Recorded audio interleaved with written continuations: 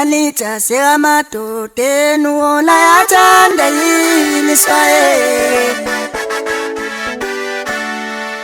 Malita sekamadodeni. Sanibonani wengane zakwethu, ake nginibelele phinde futhi nginamukele ku-channel ehamba phambili inkezo. Ngazi ukuthi mina ke engumpeze ngintuthu ngakhuluma bathi ilast bona amakumede. Mhlabe emakuthi usemusha kuleli khasi zophinde ngicela usubscribe, ungakhohlwa ukukhomenta nokulike, kanjalo futhi ke nokushare okukhona okukhulu kunakho konke. Ngazi zakwethu ke ucela usizo nobulungiswa oshawa ngumaskandi uNosipho Mhlongo oneminyaka engu-35 OWF ukwamduku. Ucela usizo nobulungiswa oshawa nguMroza Fakude wamephula umlenze wamshiya nengozi ekhanda. Uthi-ke bebenebudlelwane naye emboleka izimoto zakhe.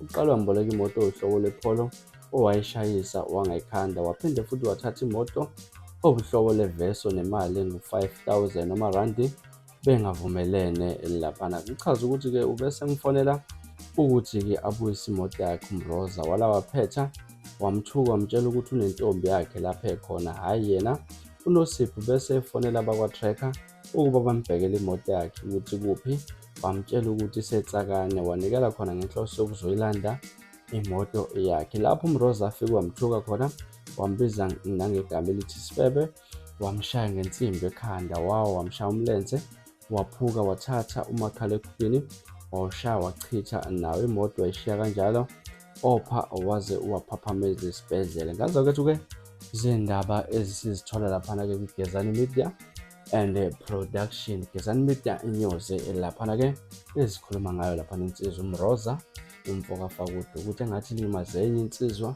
ebekade benobudlelwane nabo laphana-ke ebese bebolekana nalezi zimoto, lapho uMroza-ke ekade kumele khona abuyise imoto yayo le nsizwa enguNosipho. Kepha-ke wala waphetha laphana, waphetha ngokuthi-ke mangabe sekufonela i-track ukuthi imdirect ukuthi imoto ikuphi, uMroza wafika lapho ekhona le nsizwa uNosipho.